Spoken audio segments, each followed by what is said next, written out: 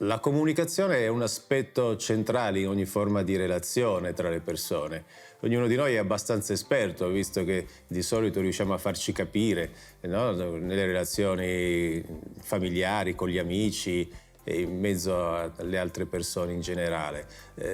Nello sport la comunicazione naturalmente assume un aspetto ancora più importante, perché nell'attività professionale, nel rapporto tra allenatore, istruttore, colui che guida un gruppo e i suoi atleti, indipendentemente dall'età e dal loro livello, possono essere bambini, adolescenti, adulti o atleti di squadre nazionali. Ecco, questo aspetto dell'allenamento, la relazione tra le persone è un aspetto centrale. Per poter parlare della comunicazione, naturalmente dobbiamo capire anche qual è la situazione nella quale le persone si trovano coinvolte nello sport. E la situazione è l'allenamento. L'allenamento è una situazione in cui vi sono degli obiettivi che sono stati definiti e delle modalità per poterli raggiungere. Noi possiamo dire che in generale il rapporto tra allenatore e atleta, e quindi naturalmente intendiamo l'atleta anche un ragazzino che ha cominciato a fare dell'attività, quindi diciamo colui che sta svolgendo, no, in quel momento un'attività motoria o sportiva. Ecco, l'allenatore o l'istruttore ha sostanzialmente tre caratteristiche essenziali che possono rendere efficace la sua interazione, la sua comunicazione. Da un lato sono le conoscenze, cioè la scienza, no? Forse è l'aspetto anche più semplice da acquisire, in quanto siamo andati tutti a scuola, piuttosto che all'università, i corsi di formazione delle federazioni, come in questo caso. Sono tutti questi aspetti della competenza che noi acquisiamo attraverso lo studio e la nostra formazione continua. Poi c'è un altro aspetto che è legato l'esperienza professionale. C'è chi può averne di più, chi di meno, a seconda da quanto tempo ha intrapreso questa attività, ma la riflessione sulla propria esperienza di istruttore o di allenatore è estremamente importante. È un'esperienza professionale che non si basa sull'emotività, sull'umore del momento, sulla partita persa, sull'entusiasmo della partita vinta, ma sostanzialmente consiste nel comprendere come si lavora in maniera specifica, così come l'allenatore è abile, no, nel comprendere e nel valutare le prestazioni dei ragazzi o delle ragazze che allena. Ecco, questa attività in questo caso è rivolta verso di sé ed è estremamente importante questo tipo di riflessione per poter migliorare e naturalmente quindi anche dal punto di vista della comunicazione poter capire quali sono gli aspetti, le modalità di parlare e di stabilire relazioni, no? Di fornire istruzioni durante l'allenamento. La terza caratteristica fondamentale viene chiamata l'intuito. L'intuito è, possiamo dire così brevemente, fare la cosa giusta nel momento giusto. No? In tutti gli sport ci sono dei momenti in cui l'allenatore deve intervenire, magari per promuovere ancora di più un'attività, magari per bloccarla, no? Pensiamo ai giochi di squadra, no? Quando i giocatori vengono cambiati e devono essere cambiati in quel momento e non fra 5 minuti. E quindi ecco, questa è una capacità che è estremamente importante, che si acquisisce naturalmente anche con l'esperienza, con le conoscenze che vengono acquisite, ma che è importante che un allenatore abbia, cioè capire che cosa va fatto in quel momento specifico. No, se interrompere un esercizio oppure se insistere e quant'altro. Ecco, non si può aspettare dei minuti o quanto più, va fatta la cosa giusta esattamente nel tempo giusto. Quindi è una caratteristica importante per tutti quelli che lavorano insieme ad altre persone. Le caratteristiche dei nostri atleti, come ho detto, noi intendiamo atleti, tutti quelli che fanno dello sport, anche se fossero poche ore alla settimana, naturalmente hanno delle competenze, anche quando parliamo di disabilità comunque parliamo di persone che hanno delle competenze che noi intendiamo valorizzare da un lato piuttosto che sviluppare da un altro aspetto. E quindi è importante che noi forniamo, no, in questo caso come allenatori, dei feedback che siano centrati proprio su questi aspetti qui e migliorare la consapevolezza dei nostri ragazzi in relazione a quello che sanno fare e a quello che impareranno facendo le esercitazioni, gli allenamenti che noi forniamo. naturalmente anche l'esperienza, perché anche qui noi sappiamo che la convinzione di saper fare una cosa è estremamente importante per tutti, e quindi anche ragazzi con disabilità è estremamente importante fargli capire, stimolarli in modo tale che abbiano l'esperienza di quello che fanno. E poi infine la motivazione è la base di tutta l'attività, e questa va sempre sostenuta, supportata in continuazione. Da ciò che abbiamo detto, diciamo, il passo successivo è quello di evidenziare che ogni comportamento che noi abbiamo come allenatori o come esperti anche ovviamente in altre attività non può avere un suo opposto. Ogni comportamento ha un preciso significato e quindi è impossibile evitare di comunicare. Quindi anche i silenzi, anche forme così di apparente mancanza di comunicazione, ma sono sempre forme di comunicazione a cui noi rispondiamo, tutti rispondono, indipendentemente dal livello di abilità di partenza, ecco, in qualche modo.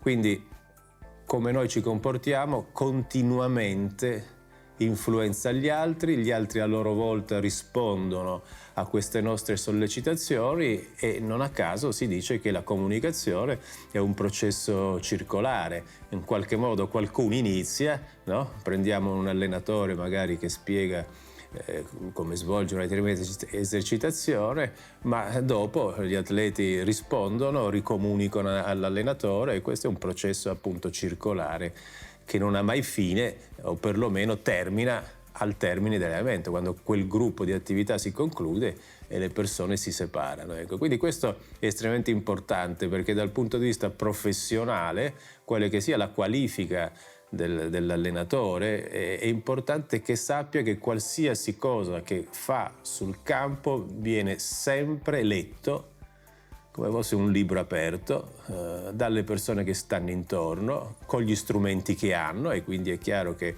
se i ragazzi hanno dei deficit maggiori rispetto a altri potranno avere più difficoltà, ma in ogni caso questa comunicazione in tutte le sue sfumature, diciamo quelle più razionali e anche quelle più emotive, vengono interpretate e le persone rispondono a questo. E quindi l'apprendimento è molto influenzato da questi aspetti, ecco. Altrimenti non servirebbero neanche gli istruttori e gli allenatori, basterebbe fornire delle istruzioni e le persone farebbero di per sé senza bisogno dell'intervento di esperti che siano psicologi, allenatori o quant'altro. Ora dobbiamo ricordare naturalmente che nella curva dell'apprendimento è importante che noi sappiamo che, ad esempio, anche se nello sport diciamo non si legge quando si è in campo, però noi ricordiamo molto poco di quello che leggiamo. Cioè noi ricordiamo molto di più se cominciamo ad associare questi aspetti, cioè ad esempio ascoltare e guardare, come in questo caso, no? Quindi ascoltare e guardare è importante, quindi l'allenatore che spiega, che fornisce delle istruzioni, ma che può fornire anche il comportamento, no? Può mettersi a eseguire lui stesso il comportamento o può farlo eseguire da qualche altro atleta o da qualche altra persona. Ecco. Quindi ascoltare e guardare un altro che fa quello che abbiamo chiesto di fare è estremamente importante, perché questo aumenta molto il ricordo, la memorizzazione di quello che si deve andare a fare, ed è estremamente importante. Naturalmente è anche importante spesso, ad esempio, fare ripetere alle persone quando è possibile, no? Quando diciamo anche attraverso il linguaggio verbale, cioè è possibile far ripetere quello che hanno fatto. Cioè, perché noi anche qui ci ricordiamo molto di più di quello che diciamo, e ancora di più ce lo ricordiamo se lo spieghiamo. Quindi anche in forme semplici far spiegare a ragazzi che avrebbero magari difficoltà anche dal punto di vista verbale quello che fanno è importante. La spiegazione può essere anche il far rifare l'esercizio, no? Quindi può essere anche un tipo, diciamo, di spiegazione che non è solo verbale, perché magari vi sono difficoltà sotto questo punto di vista, ma è di tipo comportamentale, ha lo stesso valore, ecco. Quindi unire questi aspetti, permettere ai ragazzi di spiegare, di correggersi, di capire che cosa ad esempio avrebbero dovuto fare diverso. Tutto questo serve a favorire la memorizzazione e in questo nei casi di quei ragazzi che potrebbero avere difficoltà alla memorizzazione per dei disturbi specifici che potrebbero avere, ecco, non bisogna mai naturalmente demoralizzarsi, perché anche qui è l'abitudine a sentirsi sollecitati a rispondere che nel tempo, attraverso la ripetitività, no, delle istruzioni che l'allenatore fornisce, può consentire di raggiungere risultati che così a prima vista sembravano impossibili, proprio visto, non so, magari il deficit attentivo che potrebbe avere un giovane. Quindi questo aspetto è estremamente importante, sapere che, come potete vedere, quello che noi ascoltiamo e guardiamo ce lo ricordiamo in larga parte, quindi è importante che gli allenatori o altri atleti possano fare delle dimostrazioni delle attività che vengono proposte quando è necessario, e soprattutto per le attività nuove, e nel contempo sollecitare, noi diciamo, le spiegazioni. Le spiegazioni naturalmente possono essere di vario tipo, possono essere di tipo verbale, quella più tradizionale, ma può essere anche legata alla ripetizione di un movimento, quindi il far vedere che si è capito perché si può ripetere o perché si può spiegare attraverso la ripetizione del gesto ad altri compagni. Ecco, questi aspetti sono estremamente importanti, fanno parte della comunicazione, sono molto concreti e sono collegati al compito, perché naturalmente il compito in questo caso sono le esercitazioni motorie o sportive specifiche a seconda dello sport che i ragazzi devono andare a fare. Quindi questo aspetto va sempre tenuto in considerazione e non bisogna mai, anche se talvolta può essere difficile, ma restare delusi dalla difficoltà dell'apprendimento magari che alcuni ragazzi possono mostrare, perché certamente noi in questo modo, attraverso diciamo la nostra delusione, trasmettiamo questo messaggio agli altri e quindi non li aiutiamo a sentirsi convinti di affrontare delle difficoltà o qualche cosa che apparentemente non si sta ancora imparando, ecco. Non si sta ancora imparando, questo è importante, la parola ancora, cioè serve a sottolineare che è qualcosa che noi siamo convinti che avverrà nel tempo, fra un po' di tempo, non è ancora successo, ecco, non che non succederà. Quindi se noi impariamo a usare e ad aggiungere questo termine ancora, è molto più semplice. È come dire Giuseppe non sa ancora calciare la palla come Antonio, ecco. È diverso da dire Giuseppe non sa calciare la palla, ecco. In un caso noi, nel secondo caso, no, abbiamo una definizione più statica e tende forse a rendere questa dimensione quasi impossibile da imparare. Nell'altra non sa ancora farlo, vuol dire che anche noi, no, crediamo che sia possibile, e questo è importante perché quello che noi crediamo è quello che appunto andremo a trasmettere poi con l'insegnamento quotidiano ai ragazzi. Quindi se io non so fare ancora una cosa, anch'io come istruttore piuttosto che come psicologo oppure con altri ruoli, comunque so che questa cosa succederà e quindi mi attivo per avere delle strategie didattiche, strategie di allenamento che permettano di raggiungere questo obiettivo. E quindi la comunicazione interpersonale, come potete vedere, è un processo che abbiamo detto che è circolare. A un certo punto non si sa più chi l'ha iniziata perché le persone sono continuamente coinvolte all'interno di questa attività. L'oggetto della comunicazione in questo caso è il compito, sono i compiti dell'allenamento, sono le esercitazioni, sono le attività che vengono svolte, no? Sono le istruzioni tecniche che possono andare da semplici ad essere più articolate in funzione del livello. no? Ma questo avviene anche in ogni ambito sportivo, no? Si può partire dall'educazione motoria, in cui le finalità sono più semplici, per arrivare alle finalità di atleti che stanno in squadre nazionali. Quindi questo è importante. Il mezzo per soddisfare questo, cioè ciò che lega le persone, è la comunicazione. Quindi noi non dobbiamo mai smettere di pensare che questo debba essere uno degli aspetti più importanti che noi dobbiamo continuamente migliorare, non perché non siamo dei bravi comunicatori o dei bravi insegnanti, ma perché abbiamo la necessità di continuamente perfezionare questo, perché le persone sono sempre diverse e quindi dobbiamo, no, adattare la nostra comunicazione al livello di abilità sportive delle persone che abbiamo di fronte, al loro sviluppo biologico naturalmente, all'età, alle problematiche che hanno e quant'altro. E quindi questo è un lavoro che non ha mai termine. E quindi ecco come continuiamo a vedere, no, questa attivazione di questa circolarità è estremamente importante. E poi dobbiamo tenere presente che quantomeno abbiamo due tipi di comunicazione, una centrata al contenuto, quindi è l'istruzione, il compito che deve essere svolto, e per cui dobbiamo esprimerci in una maniera che le persone possano capire. Questo è importante, no? Ricordiamoci sempre che non dobbiamo essere contenti di come noi parliamo, dobbiamo avere la consapevolezza se gli altri hanno capito. Se gli altri hanno capito bene, altrimenti appunto noi abbiamo un problema, che è quello di farci capire. Ecco, quindi è sempre l'altro che ci trasmette il messaggio "ho capito" oppure "spiegami meglio".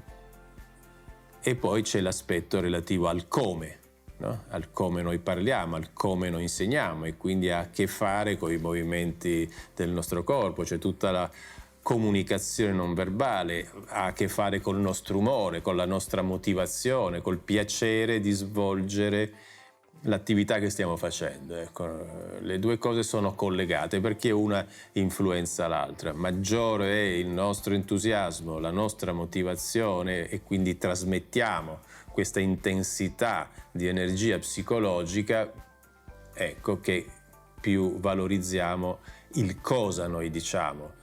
Questo è un aspetto essenziale, quindi ecco, non si tratta di fare delle attività, di essere degli animatori nel senso così negativo del termine, ma si tratta di trasmettere attraverso questa modalità psicologica quello che noi sappiamo fare, è questo. Quindi ecco, come noi facciamo serve a valorizzare le nostre competenze e il programma e quant'altro. Quindi questo è estremamente importante, sempre tenerlo presente. Ecco, non basta saper dire le cose giuste, ci sono dei modi che sono migliori di altri. Questi si imparano sul campo, si imparano attraverso naturalmente la conoscenza delle persone, si imparano attraverso la formazione, come è ovvio, ma è estremamente importante fare proprio questo e pensare sempre che da questa base, che vale per tutti naturalmente, anche per gli atleti con sviluppo tipico, ecco, questo serve a valorizzare quello che io so fare. Quindi è estremamente importante tenere presente questo aspetto. Infine, naturalmente, ci sono i canali della comunicazione non verbale, un elenco, dobbiamo guardare le persone negli occhi, naturalmente non con insistenza, ma in modo cordiale, dobbiamo avere una postura del corpo che dimostra che è dritta, che dimostra che noi siamo interessati e non siamo scocciati, arrabbiati, depressi, di cattivo umore o non vorremmo essere da un'altra parte. Ecco, naturalmente la postura, deve avere una gestualità che aiuta, no? Lo sport è fatto di gesti e quindi anche la gestualità degli arti è estremamente importante e dobbiamo muoverci.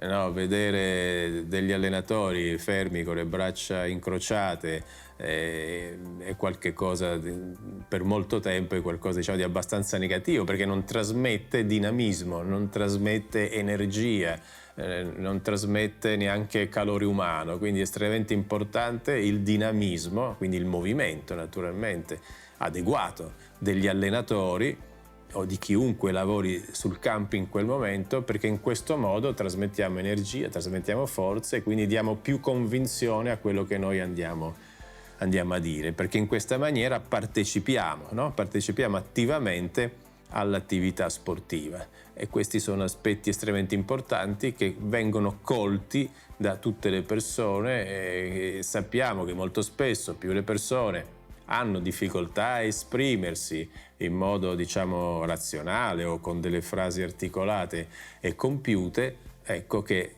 invece da questo punto di vista, diciamo, questo tipo di comunicazione basata appunto sul movimento, sul dinamismo, sul guardare le persone e sul farsi guardare naturalmente, ecco, assumono un significato maggiore, perché i nostri allievi, i nostri atleti capiscono, no? Questo tipo di vicinanza comunicativa, l'empatia, no? Che noi mettiamo nel comprendere le loro difficoltà e i loro stati d'animo. Ecco, tutto questo, se assumiamo delle posizioni statiche, trasmettiamo, diciamo, una sorta di distanza psicologica che non aiuta nessuno, perché trasmette qualche cosa diverso, ecco, rispetto a quello che noi vorremmo, cioè che è la partecipazione, il coinvolgimento, no? Emotivo degli atleti nei compiti che noi proponiamo, ecco. Quindi questo aspetto è estremamente importante e naturalmente lungo tutto il corso verrà trattato anche in maniera pratica, proprio perché è uno degli aspetti centrali del successo del lavoro dell'allenatore, dell'istruttore, diciamo comunque di chiunque lavori insieme a dei ragazzi e a delle ragazze. E a questo punto vorrei fare qualche esempio, perché possono essere utili per capire questo aspetto della comunicazione, cioè della relazione, stavano dicendo, no? Tra il che cosa viene detto e come lo diciamo. Naturalmente poi sul campo, cioè, le esperienze pratiche permetteranno di vedere tutti questi particolari in modo preciso, proprio nell'attimo in cui succedono. Però certamente ci sono alcuni aspetti che possono essere sottolineati e ricordati sin da subito, ecco. Direi che il primo è questo, che ogni allenamento ha un inizio e una fine, e quindi c'è una fase iniziale che viene chiamata accoglienza e una fase finale, ecco. Questo perché è importante? Perché è importante che i nostri ragazzi, no, sappiano quando comincia l'attività e quando finisce, e che poi appunto in mezzo c'è un periodo di tempo, non so, che può durare un'ora o anche meno, in cui vengono svolte delle attività. Ecco, questo aspetto del saluto iniziale è importante perché mette insieme questi due aspetti, diciamo, del contenuto, no? Si fa un saluto, ma nel contempo è un momento anche così fortemente emotivo, perché le persone, non so, si riuniscono ad esempio al centro del campo, uniscono le mani, dicono una parola, e questo viene fatto da tutti insieme, quindi sia gli operatori sia i ragazzi.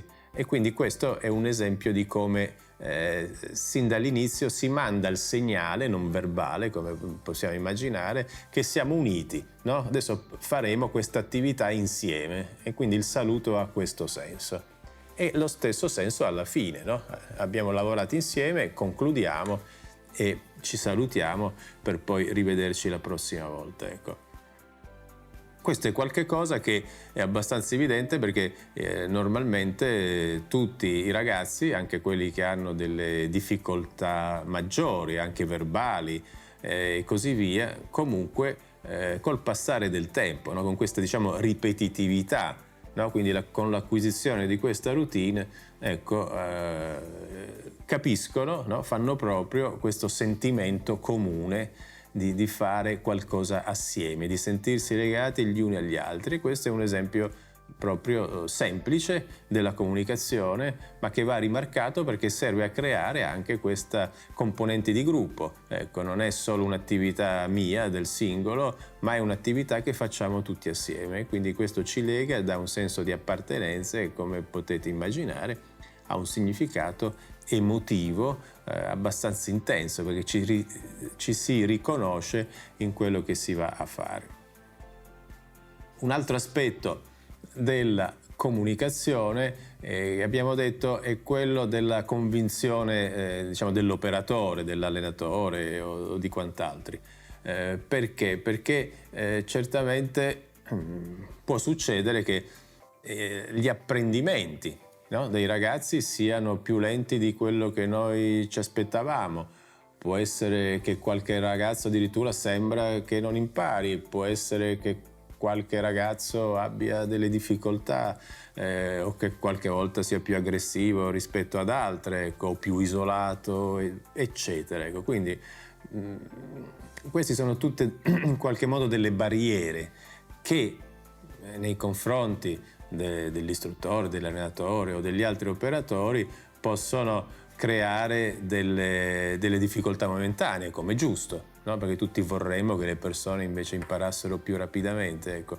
Quindi lavorare su questa nostra convinzione che va per obiettivi e quindi saperli tarare continuamente in funzione della disponibilità dei ragazzi in quella specifica giornata è importante, perché è una cosa da tenere sempre presente e direi mai dimenticare, è proprio quella che bisogna essere convinti fermamente che ci saranno degli apprendimenti motori, psicologici e sportivi naturalmente anche, no? E che noi stiamo lavorando per questo. E quindi ogni tipo di compito, nel momento in cui possiamo trovare una barriera nella comunicazione, anche noi dobbiamo riuscire a spiegarcelo e a spiegarlo a loro sempre in un modo affermativo, no? Diciamo, gli psicologi direbbero assertivo. Assertivo cosa vuol dire? Vuol dire che l'allenatore deve affermare, no, attraverso le istruzioni che fornisce, quello che vuole che il ragazzo faccia. Naturalmente le istruzioni, appunto, come abbiamo detto, riguardano il contenuto, cioè che cosa viene detto: prendi la palla, no? Ad esempio calcia la palla, passami la palla, quindi questo è il contenuto. E poi c'è un modo, no? Intanto è la ripetitività. Quante volte devo ripetere questo? Non lo so, fino a che questa attività non comincia, e devo sempre ripeterla in maniera che susciti una partecipazione. Ecco. E questo riguarda il come, perché se io non suscito una partecipazione ma do più un comando, no? Prendi la palla, naturalmente è molto diverso da dire prendi la palla, passa la palla, prendi la palla e così via. Ecco. È importante che entriamo anche noi in questa condizione emotiva, che non è semplice, perché talvolta l'esercizio, parlo di ragazzini che hanno delle difficoltà maggiori, può essere anche molto semplice, estremamente ripetitivo e quindi può essere poco gratificante per noi. Però l'idea è quella che questo tipo di esercizio è un tassello per creare poi degli altri apprendimenti, per progredire. E quindi bisogna passare, diciamo, attraverso questa strettoia, e quindi sempre il nostro entusiasmo, no? Che viene trasmesso attraverso il come, il dare delle spiegazioni che sono semplici, di poche parole: prendi la palla, calcia la palla, alza le braccia o quant'altro, è estremamente importante. Ecco. E questo perché i ragazzi capiscono sia i due aspetti, attraverso questa comunicazione centrata su questo aspetto emotivo, partecipativo, capiscono il contenuto.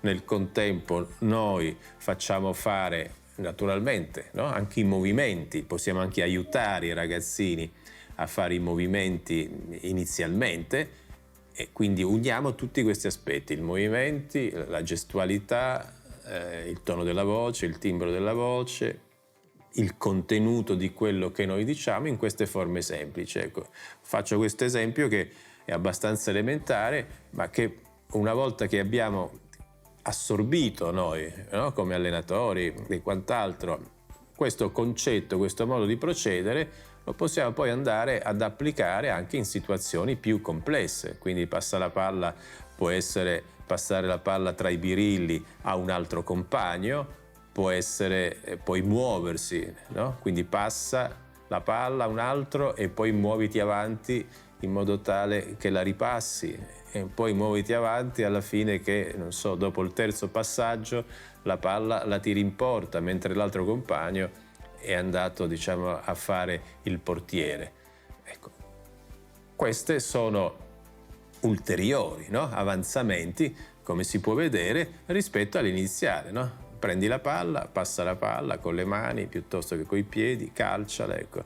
No, serve a costruire questo tipo di percorso. Quindi questo è estremamente importante, perché questo è un modo per dare una struttura ai ragazzi, per fargli capire che da una situazione poi si passerà a un'altra, però ritorno a dire, l'elemento essenziale è la nostra convinzione, perché può succedere a volte che in queste situazioni diciamo, gli operatori si sentono un po', diciamo, come con la sindrome del babysitter, per dirla facilmente. Che cosa significa? Significa che sto lì a fare assistenza a un'attività per cui tanto non ci sarà un miglioramento, quindi sostanzialmente trascorrere del tempo con i ragazzi per fargli fare qualche cosa, tra virgolette. Ecco, questo non è lo spirito naturalmente con cui bisogna avvicinarsi a questo tipo di attività, ma è quella di pensare ed essere convinti fondamentalmente che attraverso la nostra forma di comunicazione interpersonale con il singolo e poi anche con i gruppi, con gruppi di ragazzini, è possibile che imparino, e quindi l'importante è partire dal primo tassello e poi avere un'idea progettuale per sapere come aggiungere gli altri tasselli sino ad arrivare a fare delle attività interattive fra i ragazzi più complesse e più divertenti per tutti.